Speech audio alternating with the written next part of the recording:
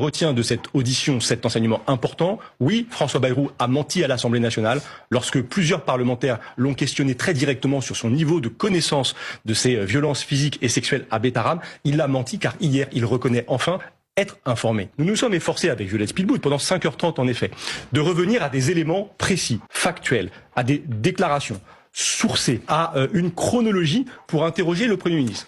Le Premier ministre n'a pas répondu avec précision à ce que nous avancions. Il a souvent cherché à contourner, il a souvent cherché à ouvrir d'autres sujets. Il a attaqué la commission d'enquête. Il s'en est pris à beaucoup de ceux qui avaient témoigné sous serment devant nous, plutôt que d'être au fond dans l'examen qui nous aurait permis, il y a de ce point de vue-là un petit rendez-vous manqué quand même pour la commission d'enquête, d'éclairer sur le fond nos préoccupations. François Bayrou nous révèle par exemple qu'en tant que ministre de l'Éducation nationale, il commande un rapport d'inspection en 1996 sur Boramo, sur Betaram, et il nous dit hier n'en lire que la conclusion. 5 lignes sur un rapport de 3 pages qui contient des descriptions de châtiments corporels, de violences, des éléments qui sont accablants, qui sont alarmants. Et il y a là une défaillance politique, la sienne, majeure, car je veux dire que si en 1996, des conclusions à la hauteur de ce que contenait le rapport avaient été tirées, des centaines de vies d'enfants auraient été protégées. Il y a des dizaines de plaintes qui ont été déposées par des familles d'enfants scolarisés à Betaram, qui notamment n'ont jamais été traitées par la justice dans ces années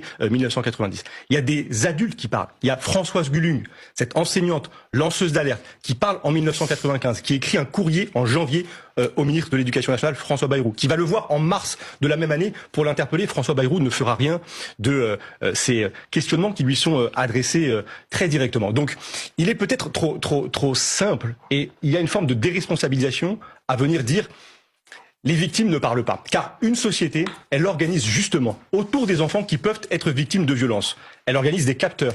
Elle organise des procédures de signalement, elle organise des alarmes. Et ce qui nous interroge, c'est pourquoi ces capteurs n'ont pas fonctionné, pourquoi ces alarmes n'ont pas été entendues, pourquoi les procédures de signalement ne sont-elles pas allées jusqu'à leur terme. François Bayrou, ce qu'il vous dit hier, c'est qu'il évoque la santé mentale de cette professeure de mathématiques réputée dérangée par la médecine du travail. Donc il va au-delà de ça. Il dit pas, j'ai pas pris connaissance. Et en plus, elle a un profil dérangé. C'est ce qu'il dit. Mais s'il y a une personne qui ne s'est pas trompée à Betaram, c'est Françoise Gulung.